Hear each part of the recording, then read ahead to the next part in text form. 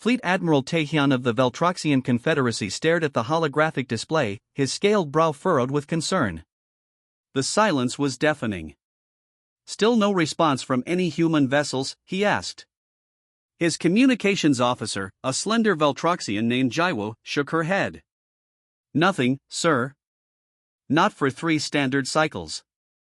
The pattern is consistent across all sectors. Taehyun's four-fingered hand tapped rhythmically against the command console. Humans were many things: unpredictable, ambitious, sometimes reckless, but never silent. In the century since they'd burst onto the galactic scene, they had been a constant presence, their diplomatic corps and military fleets a ubiquitous sight throughout known space. What are the other empires saying? He asked. The Hatter are mobilizing their border fleets, Jaiwo replied. The Chulati have called their science vessels back to core territories. The Morans are publicly dismissive but privately concerned. And the Zentari? She paused. The Zentari High Command is meeting in emergency session. Of course they are, Taehyun muttered. The Zentari had never fully trusted the humans, even after the peace accords. His executive officer, Dong-hyun, approached with a data tablet. Sir, we've compiled the last known positions of major human fleets before communications ceased. The display showed a clear pattern: human warships had been methodically withdrawn from their patrol routes and diplomatic missions over the past 6 months. They were pulling back, Taehyun said quietly. Quietly, deliberately. He straightened his uniform. Contact Ambassador Yunji. Tell her I want an emergency council meeting. All 5 empires. As the message was sent, Taehyun gazed out at the stars, wondering what the humans knew that the rest of the galaxy did not. Across space, reactions varied among the 5 powerful empires. The reptilian Hatter Imperium viewed the silence as a prelude to attack. Their war council, led by General Juno, ordered immediate defensive positions along human borders. Juno believed that humans had always planned to strike when the galaxy least expected it. Deploy the 3rd and 5th battle groups, Juno commanded. If humans want war, they will find us ready. Meanwhile, the crystalline beings of the Chulati collective took a scientific approach. Their elder council, headed by Wu Jin, gathered their brightest minds to analyze the pattern of human withdrawal. The data shows precision and coordination, noted Chief Researcher Mina, her translucent form shifting with concern. This was not panic or emergency, but careful planning executed over months. The Zentari Dominion, always suspicious of human motives, had secretly monitored human communications for decades. War strategist Jin Wu reviewed the intelligence with growing alarm. Encrypted transmissions increased threefold before the silence, he told the Zentari High Command. They were preparing something. We must strike first. The Moran Republic, the most politically aligned with humans, publicly maintained a stance of unconcern. Yet behind closed doors, diplomatic minister Subin frantically tried to re-establish contact through unofficial channels. Try the old emergency frequencies again, he instructed his staff. Someone must answer. Back on the Veltroxian flagship, Taehyun received troubling news from border outposts. Ships of various empires were already moving toward human space, some with clearly hostile intent. The fools will start a war, he muttered, reviewing the tactical displays. His second-in-command, Hyojin, studied the data with a practiced eye. Sir, I've been reviewing historical records. This pattern of withdrawal matches human behavior from their pre-space era. When they prepared for major conflicts, they would pull back, consolidate forces, and what? Taehyun asked when she hesitated. They would establish defensive perimeters, sir. Not offensive positions. Taehyun considered this. They're not preparing to attack. They're preparing to defend. But against what? Hyojin asked. What could threaten humans so much that they'd abandon their outposts and cut all communications? Before Taehyun could respond, an alert sounded. A small scout ship had returned from the edge of human territory. Its captain, a young officer named Jinsu, looked shaken as he reported via secure channel. Admiral, we detected massive energy readings at the boundary of human space. Unlike anything in our records. And sir, we found something else. The screen displayed an object recovered from the void, an ancient artifact covered in strange markings. Some of those symbols are in human writing, Taehyun noted, leaning forward. Yes, sir. Our translators are working on it, but one phrase is clear. Jinsu's voice dropped. It says they are coming. Taehyun's decision was immediate. Recall our border fleets. Get me a direct line to Ambassador Yoonji. The council meeting is now our highest priority. As orders flew across the Veltroxian network, Taehyun looked again at the star map showing the human withdrawal. For the first time in his long career, he felt a cold fear. Humans didn't retreat without reason. And whatever had caused them to pull back might soon threaten them all. A Proxima station hung in the void, its neutral ground the only place where representatives of all 5 major powers could meet without suspicion. The Grand Council chamber buzzed with tense voices as delegates arranged themselves according to ancient protocol. Ambassador Yoonji of the Veltroxian Confederacy sat at the center table, flanked by her military advisor, General Min Jae. Across from them, the hulking form of Grand Executor Hyunwoo of the Hatter Imperium glowered beneath ceremonial armor. The humans are preparing for war, Hyunwoo declared, his voice reverberating through the chamber. Why else would they recall their fleets and cut communications? Always so quick to assume the worst, chided Elder Jaihai of the Chulati Collective, her translucent membranes rippling with disapproval. Our analysis suggests a species-wide catastrophe. Perhaps biological or technological in nature. The Zentari representative, war strategist Sunho, leaned forward. Or perhaps they have advanced beyond us. Humans have always developed technology at an alarming rate. They may have simply moved on. Diplomatic leverage, suggested Diplomatic Minister Jamin of the Moran Republic. Humans excel at negotiation. This silence is merely a ploy to unsettle us before some grand proposal. Yoonji raised her hand for silence. Speculation without data is wasteful. We must investigate before acting. Sunho's eyes narrowed. While we debate, the humans could be amassing forces. The Zentari Dominion will not wait to become prey. The Hatters stand with our Zentari allies, rumbled Hyunwoo. We will secure our borders against human aggression. As the council devolved into arguments, a Veltroxian aide approached Yoonji with an urgent message. Her eyes widened slightly as she read it.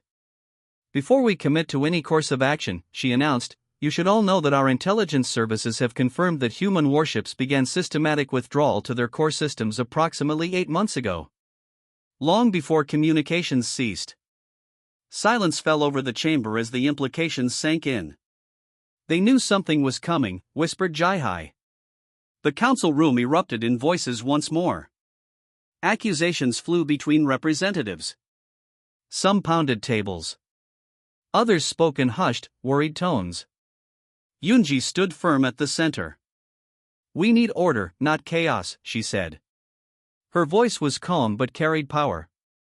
The room slowly quieted.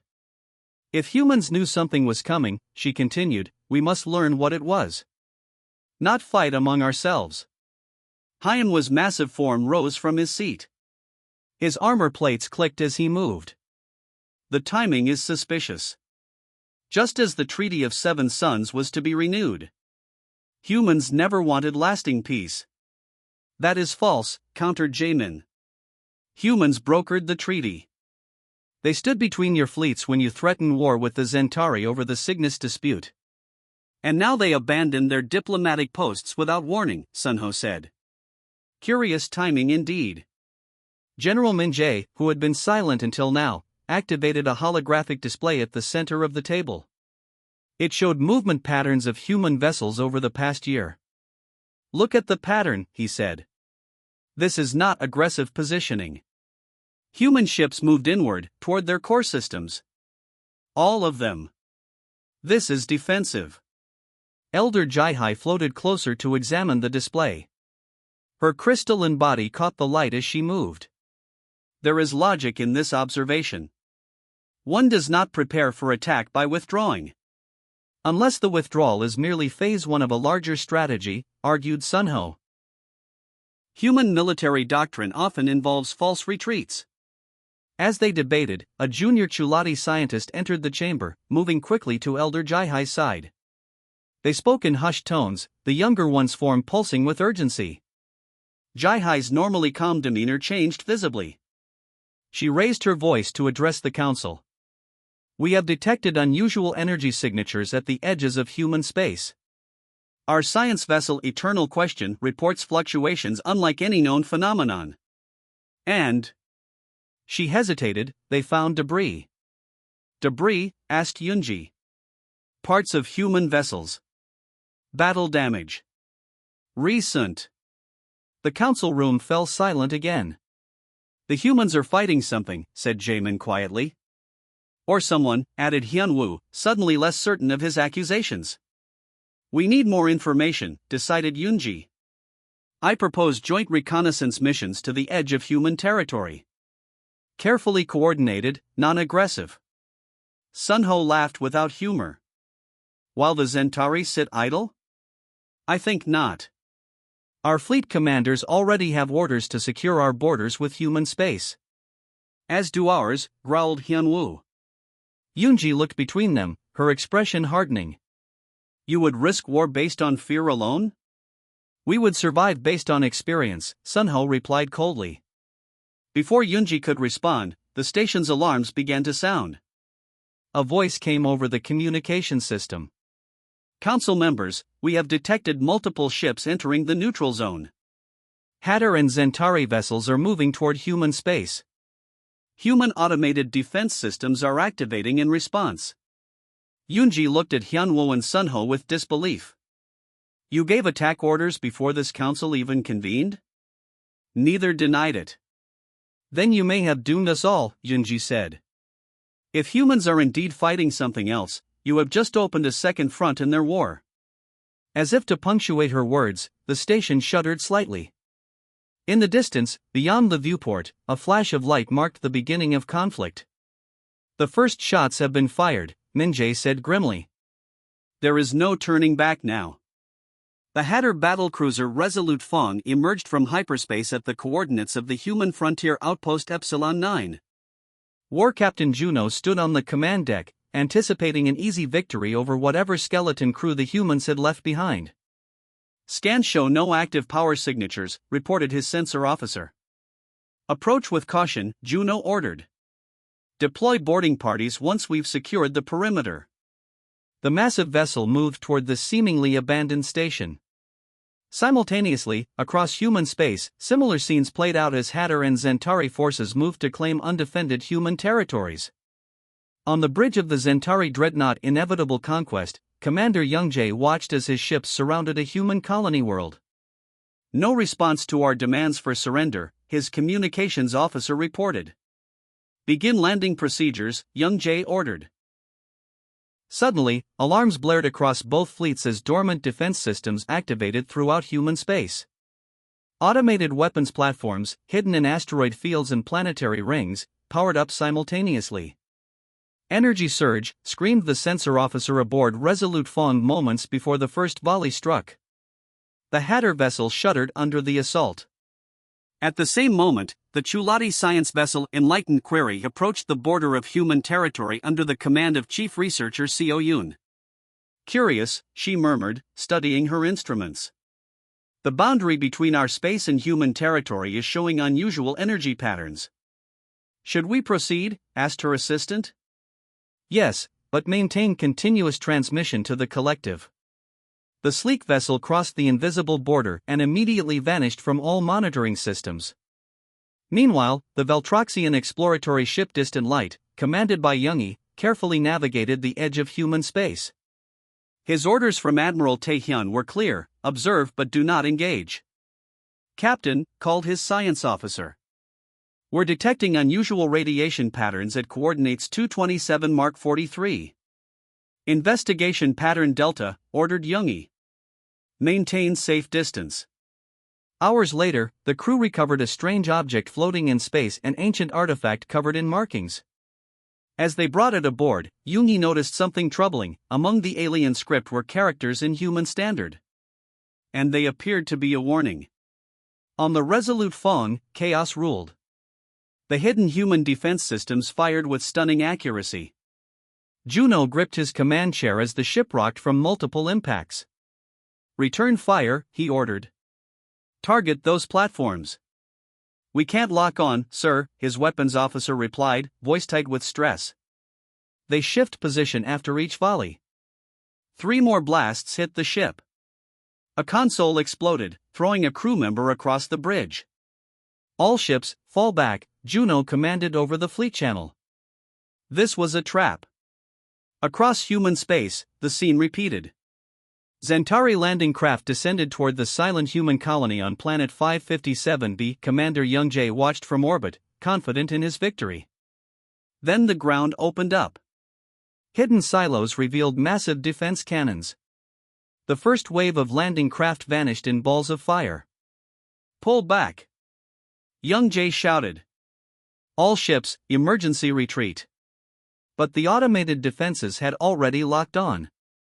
The inevitable conquest shook as direct hits breached its lower decks. Emergency alarms wailed. "The humans knew we would come," Youngjae said in disbelief as his mighty ship began to fail around him. Far from the battles, on the quiet Veltroxian vessel Distant Light, Captain Youngie studied the artifact they had recovered. Its surface was covered in symbols from at least a dozen different species. Most were unknown, but some were clearly made by known civilizations, including humans. "What does the human writing say?" Youngie asked the linguistics officer. "It's a warning, sir," she replied. "It says, beware what follows. They consume all." Youngie felt a chill. "And the date mark?" "Added recently. Within the last Earth year." The science officer approached with fresh scans. "Captain, this object is over 10,000 years old, but the human markings are new." Youngie nodded slowly. "They found this, or others like it. They added their own warning." As they studied the artifact, a communication came through emergency priority from Veltroxian Command. "Captain Youngie, return to Veltroxian space immediately," came Admiral Taehyun's voice. "The Hatter and Zentari fleets have engaged automated human defenses. Heavy losses reported." "Sir, we found something important," Youngie replied, explaining the artifact. There was a pause before Taehyun responded. "Bring it directly to Proxima Station. The Council must see this." Meanwhile, the Chulati science vessel Enlightened Query drifted in unknown space. Chief Researcher Seo Yoon worked frantically to restore communications and navigation. "Where are we?" asked her assistant, fear in his voice. "Some kind of pocket dimension," Seo Yoon replied, studying the readings. "A bubble between normal space." Through the viewports, they could see strange distortions. Space itself seemed to bend and twist around them. "Look," the assistant pointed. In the distance, they saw ships, human vessels, dozens of them, arranged in a defensive formation. And beyond them, at the edge of their sensors, something massive moved in the darkness. "Send a message to those ships," Seo Yoon ordered. "Tell them we come in peace." Before they could act, their vessel shuddered. A beam of light scanned them from bow to stern. "We're being scanned," the assistant said unnecessarily. A human voice crackled over their communications system. "Chulati vessel, you have entered restricted space. Stand by for boarding." Seo Yoon straightened her crystalline form. "We will comply," she said. "But please tell us, what are you defending against out here?" The human's response was simple and chilling. "The end of everything." The Moran diplomatic vessel Graceful Accord returned to Proxima Station, breaking weeks of anxious waiting. Ambassador Dian of the Moran Republic hurried to meet the ship, surprised to find its captain, Junseo, looking haggard and afraid. "We found them," Junseo said without preamble. "We found the humans." Within hours, the 5 Empires representatives reconvened in emergency session. "The humans detected something approaching the galaxy," Junseo explained, displaying navigational data. "Something massive. Their long-range sensors picked it up years ago, moving between galaxies." Stunned silence greeted his words. Meanwhile, in a secured laboratory aboard Proxima Station, scientists from all 5 empires studied the artifact recovered by the distant light. "It's some kind of warning beacon," explained Chief Scientist Saman of the Veltroxians. "The data inside contains astronomical observations and energy readings." Elder Jihai of the Chulati hovered over the artifact. "These markings, they're ancient. But some are newer." "The humans added their own warnings," confirmed Saman. "They found other beacons like this one. They've been preparing for years while we bickered amongst ourselves." In the council chamber, the mood had shifted from suspicion to dread as Juncio continued his report. "The human fleets haven't withdrawn," he said. "They've redeployed along a defensive line at the galaxy's edge. They're preparing to face something that, according to their calculations, could annihilate all galactic civilization." "Why didn't they warn us?" demanded war strategist Sunho. "Because they feared exactly what happened," replied Ambassador Yunji. "While they prepared, we suspected. While they fortified, we plotted against them. They couldn't risk galaxy-wide panic or opportunistic attacks while they marshaled their defenses."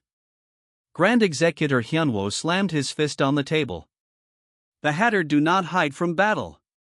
We should have been told." "And now," asked Diplomatic Minister Jamin quietly, "what do we do now?" The answer came as a proximity alert sounded throughout the station. A single vessel had appeared, human in design. Captain Juncio continued his report, his voice growing shakier with each word. "He activated a holographic display showing the edge of the galaxy. The humans call it the darkness. It moves between galaxies, consuming everything it touches. It's not a fleet or an empire. It's something else." The display showed a massive shadow moving slowly but steadily toward their galaxy. It seemed to bend light around it, making its true shape hard to determine. "How did you escape?" asked Jihai. "If human space is sealed off?" "They let us through," Juncio said. "Once they confirmed we came in peace." He paused.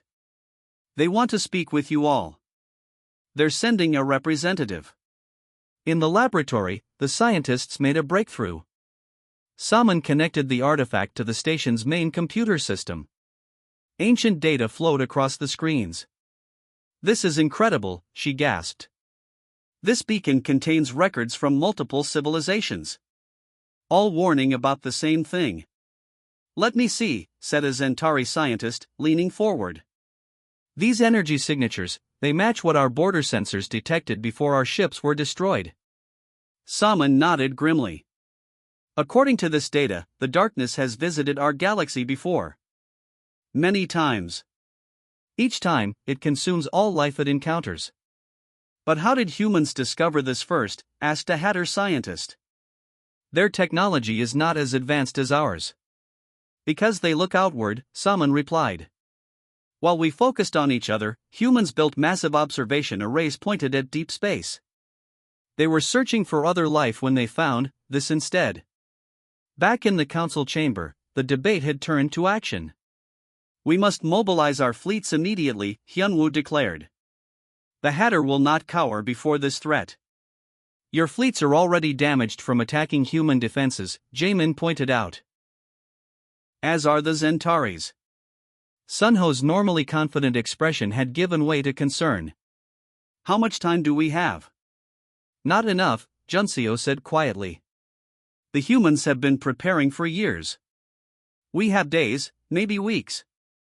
A young aide rushed into the chamber. "Ambassadors, the human vessel is requesting docking clearance. They say it's urgent." "Granted immediately," ordered Yunji. As they waited, Admiral Taehyun entered the chamber. "We've lost contact with 3 more border outposts," he reported. "Something is interfering with all communications near the galactic edge." "It's beginning," whispered Juncio. The station shuddered slightly as the human ship docked. Security footage showed a single figure disembarking, a human in a uniform unlike any they had seen before. The design was sleek, with markings that seemed to absorb light rather than reflect it. "That's Admiral Sungo," Juncio explained. "Commander of the Human Defensive Fleet. Minutes later, the human entered the council chamber. He carried no weapons but moved with the confidence of someone who didn't need them. His eyes scanned the room, taking in each representative. "I apologize for our silence," he said simply. "But we had to prepare." "Prepare for what, exactly?" asked Sunho. Admiral Sungo activated a small device. The lights in the chamber dimmed as a three-dimensional image appeared above the council table, a massive, shifting darkness that seemed to devour stars as it moved. "We call it the Void," the human said. "And it's almost here." The human ship was unlike any they had seen before, sleeker, more advanced, bearing marks of recent battle. It docked at Proxima Station with minimal communication, and from it emerged a single figure, Admiral Jaewon, commander of the human defense fleet. He stood before the gathered representatives of the five empires, his uniform bearing insignia none recognized. "I apologize for our silence," Jaewon began without preamble. "But time was critical, and we knew how our actions would be interpreted." He activated a holographic display showing the galaxy from above. A dark mass approached from beyond the rim. "We call them the Void. That's not their real name, they have none we can pronounce. They move between galaxies, consuming all in their path. We found evidence of their previous visits in ancient ruins, in artifacts left as warnings." "How long have you known?" asked Yunji. "Our deep space arrays detected them 15 years ago. We've been preparing ever since." 15 years? Hyunwoo growled. "You've kept this secret for 15 years? Jaewon's face showed no emotion. "We've spent those years building the largest defensive fleet in galactic history. We've developed weapons specifically designed to combat them. We've fortified positions and established fallback points." He looked at each representative in turn. "We know many of you have already moved against what you thought were abandoned human positions. Those who attacked us have already learned that we left automated defenses behind. Those were not meant for you, they were our first line against infiltrators." "What do you want from us?" asked Sunho suspiciously. "I'm offering you a choice," said Jaewon. "Join us in defense of the galaxy, or face what comes alone. We don't have time for politics or ancient grudges. The Void will reach our outer defensive line in 26 days. Silence fell over the council chamber. Finally, Elder Jaihai spoke. "The Chulati Collective will join humanity's defense. As will the Veltroxian Confederacy," declared Yunji. One by one, the representatives made their decisions as emergency alerts blared throughout the station. Long-range sensors had detected the first wave of the Void Armada. As the council adjourned, Admiral Jaehwan returned to his ship. From the observation deck, he watched as vessels from all five empires began to arrive, forming up alongside human battlegroups that decloaked from hiding positions throughout the sector. Admiral, his executive officer, Lieutenant Minji, approached. "The Allied fleets are requesting coordination protocols." Jaehwan nodded, looking out at the vast assembly of ships, the largest mixed fleet in galactic history. "Tell them," he said quietly, "that we stand together, or we fall alone." Beyond the fleet, at the edge of sensor range, the darkness between stars began to move. The council room emptied quickly. Each ambassador rushed to contact their governments. Only Grand Executor Hyunwoo remained, his massive form now still and thoughtful. "You let our ships attack your outposts," he said to Jaehwan. "You could have destroyed them completely." "We didn't want to kill your people," Jaehwan replied. "The automated defenses were set to disable, not destroy." Hyunwoo nodded slowly. "The Hatter respect strength, but also wisdom. You showed both." Outside the station, ships from all five empires gathered. Old enemies positioned side by side. The Zentari battlecruisers with their sharp angles. The rounded Chulati science vessels, now fitted with weapon systems. The massive Hatter dreadnoughts. The sleek Moran carriers. The balanced Veltroxian destroyers. And among them all, the human ships. Smaller in number but clearly more advanced. On the bridge of his flagship, Jaehwan reviewed the combined fleet data with Minji. "Will it be enough?" she asked quietly. "It has to be," he answered. The first briefing with all 5 admirals was tense. Old rivalries did not die easily. "My ships will lead the assault," declared Admiral Juno of the Hatter. "With respect," countered Fleet Commander Sunho of the Zentari, "your vessels lack the speed for the first wave." Before arguments could escalate, Jaehwan displayed the battle plan. "The Void uses energy weapons that drain shields," he explained. "The Hatter ships have the strongest hulls, so they will form the center. Zentari vessels have the best targeting systems, so they will flank them.